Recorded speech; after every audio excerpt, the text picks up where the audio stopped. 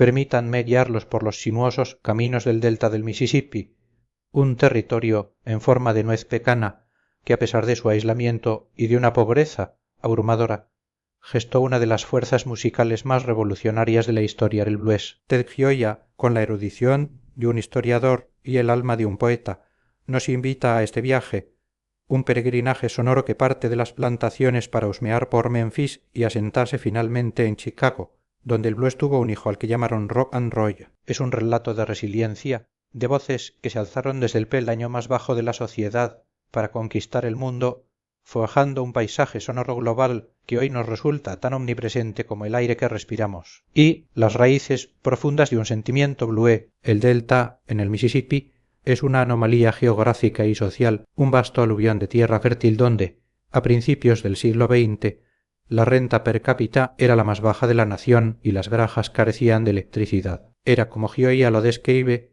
un país del tercer mundo abandonado en el corazón de Estados Unidos, un crisol de algodón y bagres. Sin embargo, en esta tierra de riqueza natural y miseria humana nació una música cruda, bárbara y sin ornamentos, que exploraría los espacios entre las notas occidentales, dándole voz a una tristeza antigua y a un sentimiento blué que se anidó en el alma. El origen de este sentimiento blué es tan esquivo como las brumas del río. Algunos lo rastrean hasta los fiel-d'oyers del siglo XIX, esas canciones solitarias que un solo intérprete entonaba mientras trabajaba en el campo. Otros lo remontan a las ricas tradiciones de África occidental, los griots, rapsodas y narradores de cuentos, los percusionistas, los sacerdotes yuba. La esclavitud, ese brutal trasplante forzado, llevó consigo estas músicas al Nuevo Mundo. Los mercaderes de esclavos, por razones puramente económicas, alentaban la música y el baile a bordo de los navíos para mantener la salud de su lúgubre cargamento, aunque los propietarios de plantaciones a menudo reprimían cualquier manifestación cultural africana. Las Warsons, canciones de trabajo, tuvieron un estatus especial, ya que aumentaban la productividad. Estas canciones, con sus frases melismáticas, repeticiones y temáticas de amor y mala suerte, son el antecedente más directo del blues, un puente innegable entre el pasado africano y la nueva realidad afroamericana. Pero si bien la música africana brindó la chispa, el blues fue una creación del Nuevo Mundo, una reacción a la desarticulación social y a la pérdida de instituciones comunitarias impuestas por la esclavitud. A diferencia de los griots, guardianes de la memoria colectiva y de la historia de su pueblo, el músico de blues se convirtió en un artista de expresión personal, reflejando el aislamiento y la anomia. La repetición de la primera frase en la estructura ave del blues, por ejemplo, puede interpretarse como la respuesta del solista a la ausencia de un coro colectivo. El blues del delta, de forma paradójica, emergió de comunidades aisladas, contraviniendo la lógica de la difusión cultural. Su esencia no era la innovación, sino la preservación de prácticas tradicionales. Era el lenguaje de un submundo psicológico, el mapa de la noche oscura del alma, donde las penas individuales resonaban con la catástrofe social de un pueblo oprimido. 2. De las vías del tren a la fama comercial el papel de W.C. Andy de Charley Patton. W.C. Andy, un talentoso músico de Alabama, se encontró de bruces con esta tristeza antigua en 1903. Había elegido una oferta en Clarksdale, Mississippi, sobre una más prestigiosa en Michigan. Una noche, en la estación de tren de Tutuiler, mientras esperaba un tren con 9 horas de retraso, un negro flaco y ágil tocaba la guitarra con un cuchillo, cantando Coinwere Southern Cross Sedo Boyd, donde el sureño se cruza con el perro. Andy quedó fascinado por la música más rara que jamás había oído, un estilo primitivo que utilizaba la técnica del slide y una estructura de 3 frases que se convertiría en sello del blues. Su segunda revelación llegó en un baile en Cleveland,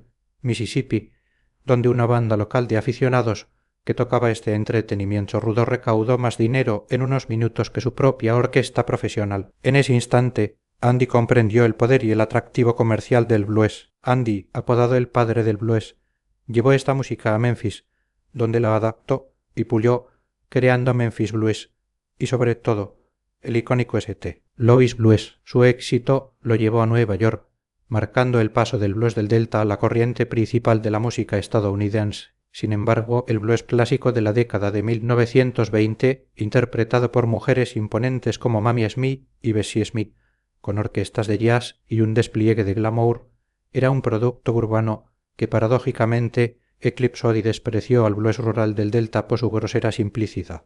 Pero el éxito de estas reinas del blues demostró que la música afroamericana podía generar millones de dólares, impulsando a las compañías discográficas a buscar nuevos talentos en el sur profundo. En el corazón del delta, en la vasta y autoproclamada plantación Dockery, el blues había germinado con una intensidad inigualable. Huey Dockery, un terrateniente adusto y filantrópico que transformó pantanos en campos de algodón, sin saberlo, cultivó el suelo para el rey del blues del delta, Charley Patton. Patton, un hombre de pequeña estatura, cojo y marcado por cicatrices, poseía una voz fea pero poderosa, capaz de dar voces por encima de cualquier estruendo. Orgulloso y beligerante, de piel clara y origen mestizo africano, caucásico e indio, Patton desafió las convenciones raciales de su época. Su estilo de tocar la guitarra era igualmente espectacular. Tocaba detrás de la espalda, entre las piernas, golpeaba el instrumento como un tambor, adelantándose a las extravagancias de las futuras estrellas de rock.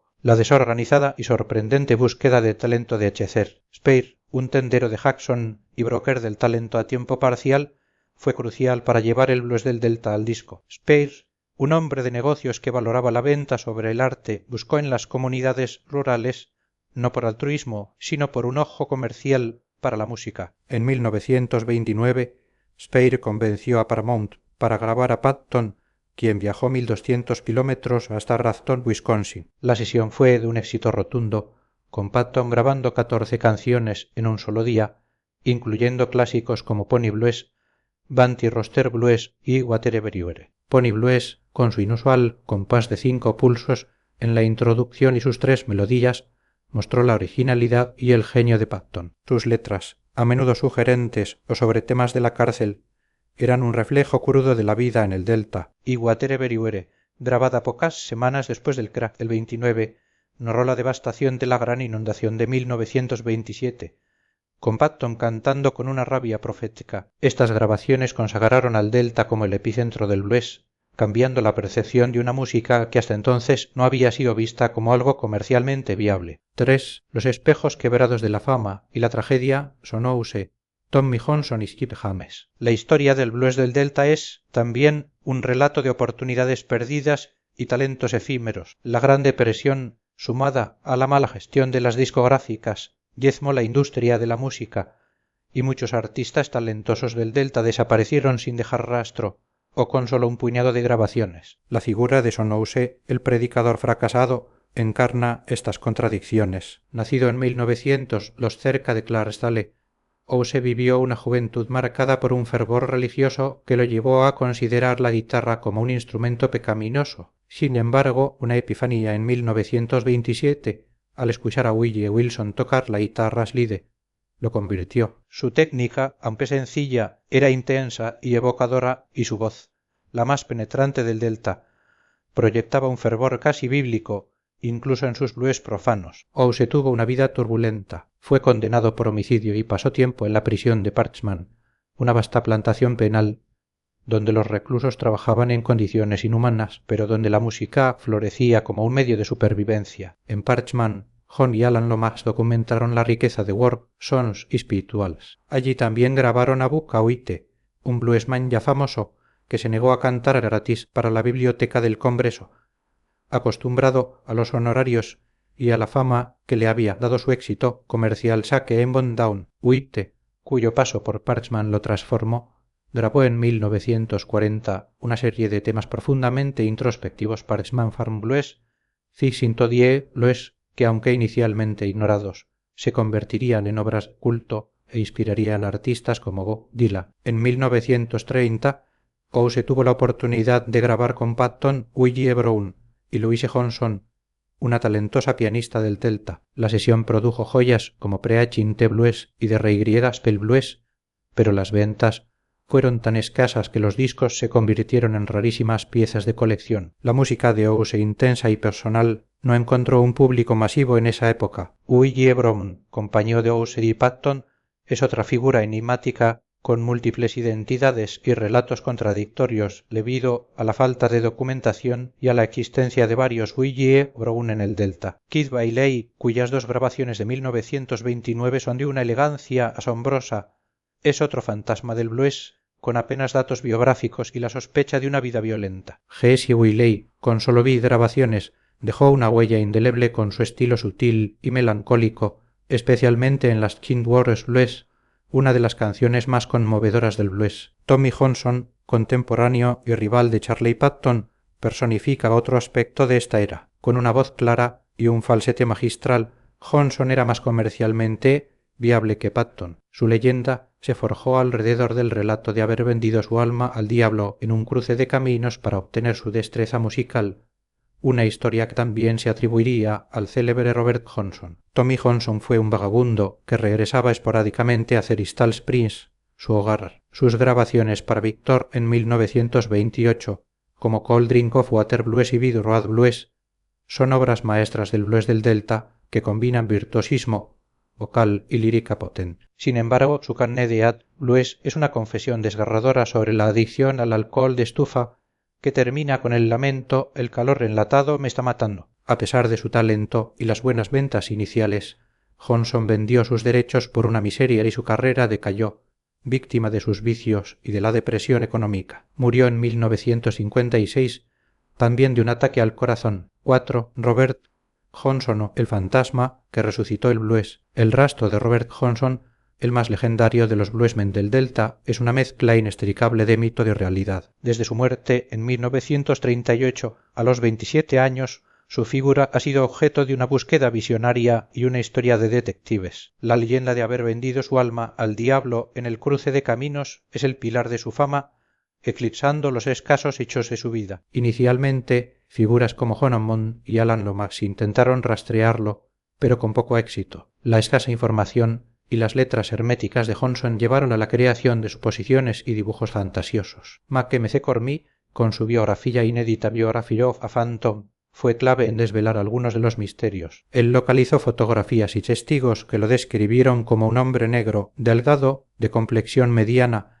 sociable pero inquieto, siempre con su guitarra. Las investigaciones revelaron que tuvo múltiples amantes y que su muerte fue probablemente un asesinato envenenado por un marido celoso, aunque el culpable permaneció en el anonimato. A pesar de la ambigüedad de su biografía, la música de Robert Johnson es innegable. Sus grabaciones, realizadas en 2 sesiones en San Antonio y Dallas en 1936 y 1937, son un testimonio de su genio. Johnson tomó inspiración de muchos de sus predecesores, como Sonous e Iskip James, pero creó un sonido totalmente único, que combinaba una técnica de guitarra prodigiosa con una voz emotiva y unas letras llenas de imaginería y simbolismo. Su impacto en el blues y en la música popular es incalculable. El Delta, con su mezcla de tragedia y creatividad, de oscuridad y pasión, no solo vio nacer al blues, sino que lo nutrió con una intensidad que resonaría por todo el mundo. Desde las plantaciones de algodón hasta los escenarios de Graceland, el blues del Delta dejó una impronta indeleble en el ADN de la música moderna. Los sonidos ásperos y persistentes de estos maestros, surgidos de la pobreza y la opresión, fueron la base sobre la que se construirían géneros enteros, transformando para siempre la forma en que escuchamos, tocamos y bailamos la música de nuestro tiempo. Es un legado que continúa vibrando, un testimonio eterno de la capacidad del espíritu humano para crear belleza y significado en medio de las circunstancias más adversas.